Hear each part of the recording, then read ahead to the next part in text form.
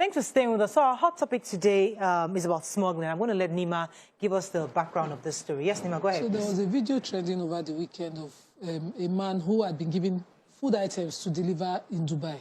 And he had the wisdom, I don't know where he got it to open. So these were packed foods, milk, chocolates, biscuits, and he just decided to open them. Cannabis were in some packs. The person had disguised and resealed. So, he had some other funny drugs. He had codeine. He had all sorts, and they were all disguised in food packages, palm oil, and given to him to take abroad. Ew. In some countries, these are death sentence offenses, and you will give your loved one to help you carry. I don't understand. So the issue of smuggling drugs, we've been talking about NDLA, busting people at the airports, and we want to focus on how we must be careful. Have you experienced this where somebody asks you to take something, you finally discovered that those are contrabands? You can let us hear your thoughts. Hello, Ifeanyi, are you there? Yes, I'm here. You're live. Go ahead, please. Okay. It's just a sad one because at the moment I am trying to recover from such kind of incident. And mine was so terrible to the extent that it was it's a brother that actually bought a briefcase from me while I was in the UK. Wow. I never knew that it was loaded with drugs. Hey. And I have to pack my clothes and every other thing. And I'm getting to the airport. I was arrested. And I've wasted 15 years of my time for something I do not know about. And they say forgive and forgive, my dear.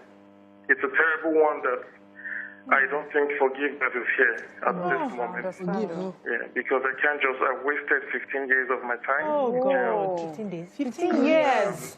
Never knew the briefcase was loaded. So loaded with drugs, well sealed. And I have to pack my clothes. And I was living freely. It was supposed to be a gift, but I was so surprised that when it was opened. And I think God will just have to hold on for now. When I get back to the States, man, I will just have to take it in a different way. I don't think forgiveness is here at the moment. Thank you, Ifeanyi, for calling and sharing your story. That is really, really painful. 15 years of your life gone because your brother gave you a suitcase full of drugs to travel. Hello, Boyade. Yes, good morning. Good morning, sir. You're live. Go ahead, please. Morayo, just let me thank God. I would have been jailed when I was almost 60, and at a time my son was getting married in the UK. I left. I told my wife and the family members to go before me. I retired as a director of Federal Ministry, Public Service. What would have been the headline? What would have been the headline? I was working in the presidency. A friend came and gave me a laminated book. And I did not know, in my innocence. Laminated book. I collected this since it was a book. I didn't know what they had gone to do was to laminate either cocaine or heroin in those books. There's no hiding place for this. And I collected. But you know, I am a child of God. I got to UK safely. I disembarked. My son came, they picked me up. But you know, I don't know what, I think it was divine intervention. I escaped Birmingham Airport. It was when I now got home. I'm a librarian. I retired. I was the first director of library services in Federal Service. What would have been the headline in Newswatch, in the Punch, everywhere? And after making it said, innocent. What could they would have scandalized my name? Yes. Because when my son is a lecturer in one of the great universities in UK. Now cut it open. Daddy, what is this? Destroy the whole family. And the wife is a medical doctor. They said, what is this? It was heroin. Heroin. And I cried. I cried. At almost 60, and on the point of retirement, at the weekend, my son was to get married. Oh, my God. Wicked people. People are wicked. My mom had been scandalized. Director in Federal Civil Service gate, and he kept on calling. He now came. I was like a wild cat. Oh. I held him by the throat, and in the process, I used my teeth on him. This is what you wanted to do for me? Hey. I haven't worked for 35 years in service. At my age, I tore his clothes. Good. He was begging. Then phone call. He was begging. And I told him, he's a bastard. He was begging. You know, the Bible tells us, flee away from every appearance of people. Since that time, it's more than beggar bridge between us. I have no business. I praise God on your behalf. Thank you for sharing. Come to my son's house and see that something. I gave it to him.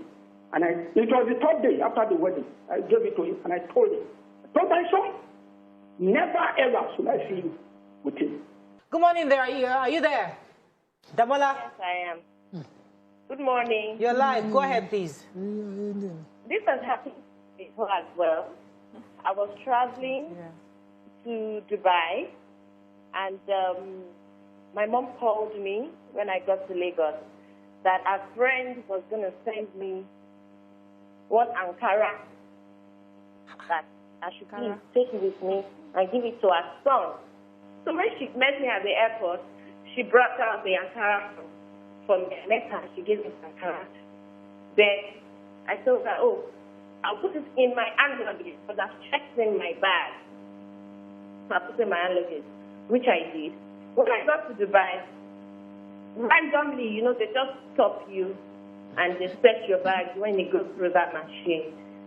And my bag kept on beeping. And I wondered, I don't have anything illegal in my bag.